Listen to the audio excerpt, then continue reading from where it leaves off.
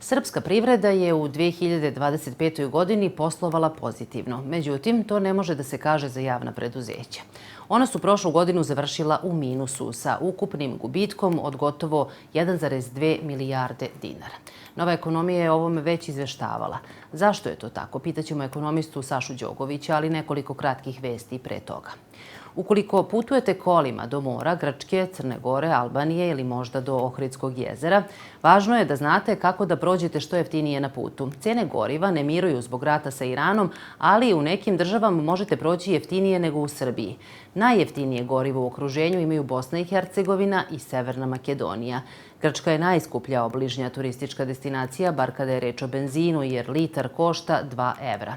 Srbija je i dalje među najskupljim zemljama za kupovinu dizela, koji ovde košta 1,87 evra. Detalje i cene po državama imate na našem sajtu. Srbija je 5. u svetu po izvozu višanja, jer sa prihodima koji premašuju gotovo 59 miliona evra godišnje. Najveće količine odlaze na tržišta Evropske unije, a značajan deo se plasira i u Rusiju i u Bosnu i Hercegovinu. Najveća vrednost izvoza je u Nemačkoj sa 2,96 miliona dolara, u Italiju izvozimo u vrednosti od 1,15 miliona, u Rusiju 895.000 i u Austriju 515.000. Interesantno je da po vrednosti izvoza Srbija zaostaje za zemljama poput, na primjer, Kanade ili Sjedinjenih Američkih Država koji izvoze manje količine, ali višnje prodaju po znatno višim cenama. Tokom prošle godine u Srbiji je poslovalo 111.695 privrednih društava. To se navodi u godišnjem izveštaju o poslovanju privrede u 2025. koji je objavila Agencija za privredne registre. Sva ova preduzeća ostvarila su rast poslovne aktivnosti, pa su tako njihovi prihodi iznosili 21 bilion, što je uvećanje od gotovo 3,1% za godinu dana. Potpuno suprotno tome, javna preduzeća zabeležila su u prošloj godini negativan rezultat. Zašto? Kao što sam rekla na početku, o tome razgovaram sa ekonomistom Sašom Đogovićem.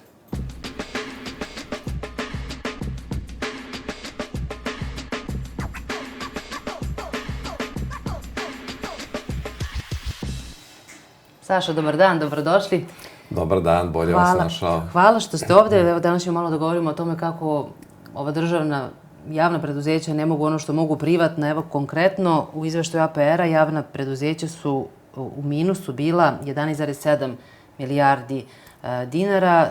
Sva su, dakle kad govorimo koliko su ukupno kumulirali gubitak, to je 352 milijarde dinara. To su gubici svih prethodnih godina.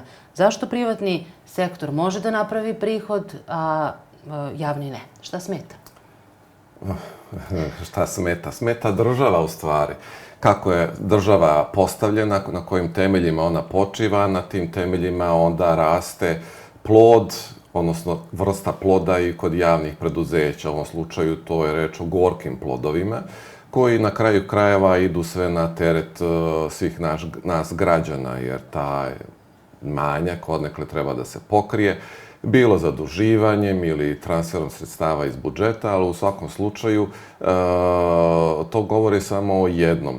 To je da imamo u stvari partijsku državu, jednopartijsku državu, suštinski, gde u stvari ta preduzeća služe kao partijske ćelije za napumpavanje, da kažemo, mišića toj partiji koja je dominantna ili predominantna u ovoj državi i koja se poistovetila sa državom. I u tom smislu možemo govoriti samo o tome da je suština rukovođenja tim preduzećem ili njihovog poslovnog angažmana ide u pravcu obezbeđivanja ljudskih resursa za potrebe vladajućeg establishmenta, dok kvalitet usluga ili proizvoda koje oni isporučuju je, da kažemo, sekundarnog karaktera, kao i profit koji oni treba da ostvaruju. Inače, u nekom od ranijih mojih gostovanja sa vama na temu inflacije, mi smo se malo i dotakli ove teme, istina indirektno, ali kroz priču o cenama pojedinih preduzeća koje su nalaze takođe u rukama države, doduše na lokalnom nivou, recimo razna komunalna preduzeća.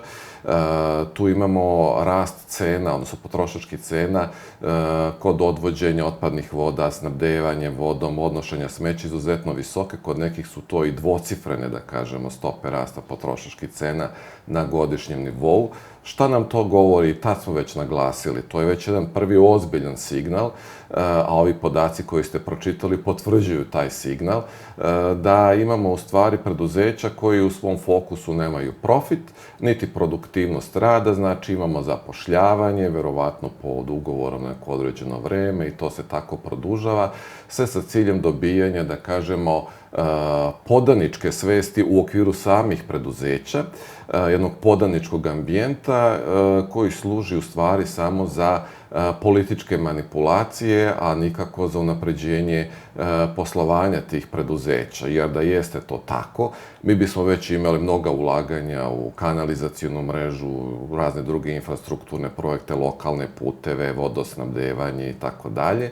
Tako da smo bili svedoci da je bilo dosta kvarova, recimo oko Čačka, čini mi se da je bilo negde u poslednje vreme, Zrenjaninu neću ni da pričam.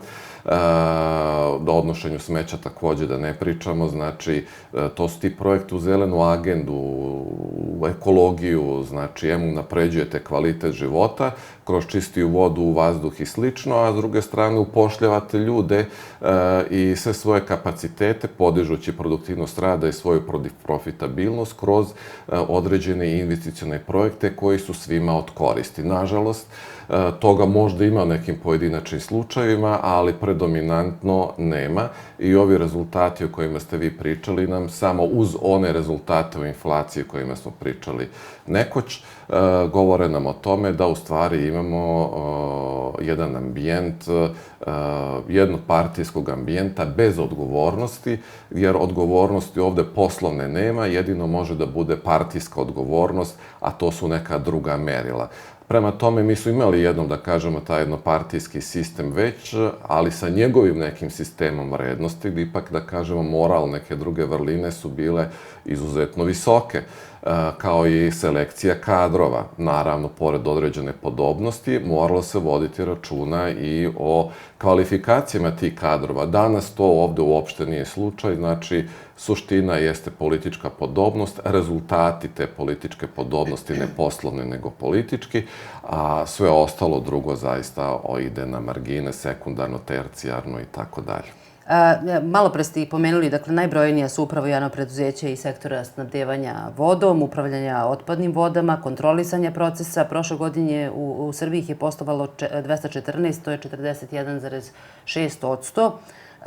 U njima je očekivano, bio i najveći broj zaposlenih, 31.158, odnosno 35,9% od ukupnog broja radnika. I sad godinama se govori o tome da mora da se racionalizuje broj radnika u javnim preduzećima. Jel može to da se izvede, a da se izbegnu veći potresi? Može da se izvede, da se izbegnu veći potresi, a da bi se to uradilo, moramo da krenemo od temelja, a to je bio i uvod, da kažem, ovog našeg razgovora. Znači, mora da se transformiše sama država, da vidimo šta su njeni prioriteti, da vidimo na koje potkis ona zasniva, koji je to sistem vrednosti. Ovde imamo endemsku korupciju, takođe ovde imamo raširen organizovani kriminal i ako nam je suprotno od toga treba da budu vrednosti, onda to pretpostavlja da se gradi takav institucionalni ambijent u kome neće biti manje ili više privilegovanih igrača ili omiljenih igrača i u kome će biti procesi što transparentniji, utakmica tržišna, da kažemo, konkurentnija, time bi i cene trebale da budu i niže nego kada se radi po sistemu crne kutije ili za paravana. A u takvom ambijentu u kome postoji nezavisne institucije, onda može da dođe i do priliva određenog kapitala. Mi imamo zaista brojnu dijasporu, imamo poznate brojne ličnosti koje, nažalost, žive sad u dijaspori, jer nekad su živeli i ovde, koji ima i taj slobodan kapital. On se može oformiti i kroz, ne znam, formiranje investicionih fondova od dijaspore takođe u inostranstvu, gde se ta sredstva onda mogu ovde plasirati u određene projekte, bilo da je reč o poljoprivredi, turizmu, energetskom sektoru, gde bi bilo, da kažemo, uslužni deo energetskom sektoru ili nekim drugim inovativnim, da kažem, aktivnostima. Znači, da ne kažemo takođe i određene strane direktne investicije koje bi, da kažemo, na nekim novim slobodnim temeljima mogli da dolaze na ovo naše tržište uz istine određene podsticaje za visokotehnološku, da kažemo, delatnosti.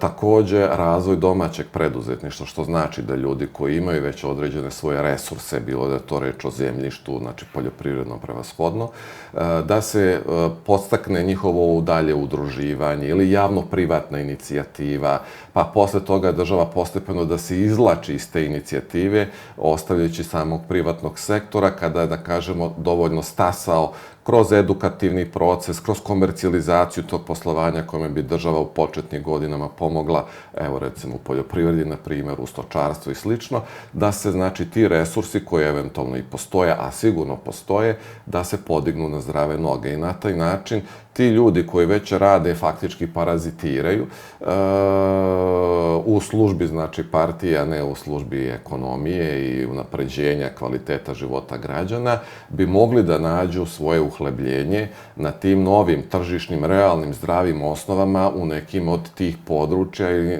na jedan od ovih načina. Takođe, uz investiranje u okviru tih samih komunalnih preduzeća, jedan deo tih ljudi bi svakako bio zadržan kako bi poslovi rasli. Ovako vi imate nedostatak investicija, a broj povećanih ljudi, niska produktivnost rada, niska ekonomičnost rada, o rentabilnosti da ne pričamo, i zbog toga tu imamo izražen višak. Ali sa investiranjem taj višak bi bio sigurno manji. A onda taj deo ljudi koji bi zaista bio stvaran višak, mogao bi da ide, kažem, kroz neke druge javno-privatne inicijative, razvoj domaćeg preduzetništva, kroz priliv kapitala koji bi dolazio od dijaspore i tako dalje, jer sada jednostavno ljudi iz dijaspore, evo imate i vrhunske, da kažem, sportiste koji jednostavno ne žele da ulažu ovde, jer se ne osjećaju sigurno, neki se ne osjećaju sigurno i da žive ovde. I u takvim uslovima onda mi ne možemo govoriti o razvoju zdravog tržišnog ambijenta ili održive konkurentske snage domaće ekonomije ili održivosti rasta bruto domaćeg proizvoda na nekim višim stopama, srednjim višim stopama.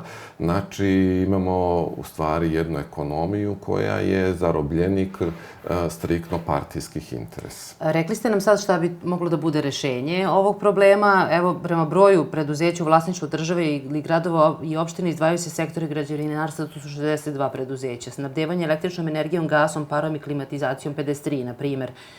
Dakle, i u tim velikim preduzećima radi više od polovine zaposlenih. Dakle, gubici sve vreme rastu, brže od dobiti i ako se ovako nastavi, kuda bi to moglo da odvede? Pa jednostavno može... I do kada? Do kada tako može? Pa može dok država transferiše sredstva ili dok se vrši zaduživanje. Preuzimaju garancije, znači, za kredit tih preduzeća i tako dalje. Jednostavno, umjesto da mi ta sredstva ulažemo, ne znam, u obrazovanje, nauku, u istraživanje, u zdravstvo, u neke projekte koji će da povećaju, da kažemo, produktivnost rada i ekonomije ove zemlje, recimo u kako se zove, za navodnjavanje ili odvodnjavanje, to recimo poljoprivredi, kako ne bismo stalno gledali u nebo ove godine, nebo nas je i pogledalo u tom pogledu, u ekologiju, obnovljive izvore energije, da kažemo, u inovativne tehnologije. Znači, to su neki pravci u kojima mi treba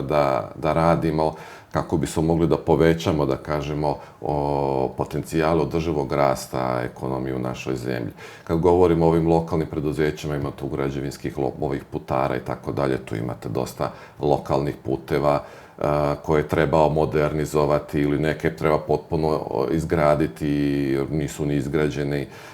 Domove zdravlja treba obnoviti, to se radi recimo na nivou Republike svakako. Znači ima tu kanalizaciona mreža, to isto važi, znači za lokalne samouprave. Pa onda lokalne samouprave mogu da idu recimo i na berzu, da malo i berza oživi kroz municipalne obveznice, da se emituju, pa ta sredstva onda da se koriste ove neke lokalne projekte i kroz javno-privatnu inicijativu koju sam pričao. Prema tome, postoje razne mogućnosti, ali vi potpuno imamo, da kažemo, centralizovanu zemlju i ljudi sad ne ulazeći u kadrove koji su na lokalnim samoupravama, jer mogu da se ogrešimo neke, ali onda su ti ljudi potpuno pasivni, imaju fokus samo na očuvanje svojih pozicija, potpunu poslušnost centrali i uopšte nemaju tu inicijativu na lokalnom nivou, nego se čeka da neko odozgo nešto naredi, uradi i to je sve. I tako ne može da funkcioniše država, odnosno može neko vreme da funkcioniše, ali jednostavno pati onda ovo društvo u svim njegovim aspektima, svim njegovim segmentima i jednostavno inicijative koje postoje, ideje u okviru tog društva odlaze sa stola, umjesto da se koriste ti ljudski resursi koji imaju određene kreacije, mogućnosti ili koji ima takođe i kapital, oni jednostavno nisu na meniju, odnosno nisu ti koji mogu da odlučuju za stolom, nego su skrajnuti sa stola, niti se pozivaju da dođu na sto, jer jednostavno nisu podobni. I jednostavno u takvom ambijentu imamo takve rezultate, evo na koje se vraćam i na kraju ovog razgovora, pretpostavljam. Vi znate da smo mi u nekadašnjoj državi imali nekoliko vrlo uspešnih državnih preduzeća koje su radila i na inostranim tržištima i to veoma uspešno i bili i cijenjeni kadrovi. Jel mislite da u nekom trenutku može da se vrati taj status i taj imidž? Pa nada poslednja umire, treba raditi na tome. Svakako se ne treba predavati. To su preduzeća koja su školovala stručnjake praktično. Jeste, tu posebno u građevinarstvu, recimo, pa tu je bilo, ne znam, evo nekad je bila i Merima Kruševac, na primjer, evo u toj oblasti hemijske industrije. Ali da, to su ti kadrovi, ja sam već, znači, rekao u okviru ovog mog razgovora sa vama, da smo u to doba socijalizma, pored podobnosti, takođe kreirali, znači vodili računa o obrazovanju, kreirali kadrove koji su znali svoj posao i vodili ih, odnosno bili na tim mestima većim delom, oni koji su zaista znali svoj posao i koji su zapošljavali ljude u funkciju dobrobiti preduzeća sa lokalne samouprave na koje su oni radili i naravno šire same države. Tu su bili naravno sad u to doba, mi smo imali građevinske poduhvate svugde po Africi, Aziji i tako dalje, Energoprojekt ili u bivšoj Jugoslaviji bilo je raznih drugih firmi. Svakako mi smo dobro imali te razne kredite koje su dobijali i onda smo mi to i plasirali na pravilan način, tako da kažem, u funkciji rasta tih preduzeća. Međutim, sada u stvari imate samo ta podobne, da kažemo, preduzeća, podizvođače, vrlo sumnjivih kvaliteta i gde upravo, da kažem, elementi koji nisu ekonomske prirode u smislu ruka ruku mije, a šta je i za sam sadržaj tih koji izvode radove manje je važno i iz tih razloga onda imamo ovakvu situaciju kakvu imamo, a u onom periodu kada smo imali, eto ja baš ne pamtim puno taj period, ali kad bi neko uzeo, ne znam, troškovima reprezentacije i slično, to je bio, ne znam, bauk i na kraju bi jedino bilo, sećam se, Agrokomerc sa onim menicama bez pokrića, bila je ona krajnja afera, a danas zaista niko ništa i ne krije da se uzima nešto sa strane, nego je to postalo normalno, redovno i onaj ko upozorava na to, on nekako postaje u stvari, kako bih rekao, neko čudovište koje kao vidi nešto pita kako smo mi obavili ovaj posao i zašto je cena tolika, zašto nije bilo tendera i tako dalje, kao to postaje čudno. I onda zaista dođemo i živimo u tom Orwellovom svetu ili svetu te životinjske farme koju on vrlo dobro opisao i jednostavno da biste vi preokrenuli taj trend, treba će dosta vremena da se razumemo, ali neophodno je pokrenuti taj proces jer ovako vidimo kakvi su rezultati i sigurno oni ne mogu da budu bolji. Pa, evo, prema ovome što smo pročitali, izuzetno loši rezultati. Mnogo vam hvala što ste mi bili danas gost u Novoj ekonomiji. Danas gledala sam nedavno jedan dokumentarnu emisiju upravo o pomenutom Energoprojektu, pa eto preporuka i vama ako pronađete na YouTube-u je ima da pogledate da vidite kako je to otprilike nekad izgledalo. Hvala vam veliko. Hvala vama na pozivu. Hvala i vama što ste nas gledali. Gledajte nas i sutra na YouTube kanalu Nove ekonomije. Sutra ćemo da govorimo o alimentacionom fondu koji postoji nepunih godinu dana. Razgovarat ćemo o tome kakve je efekte da. Hvala još jednom.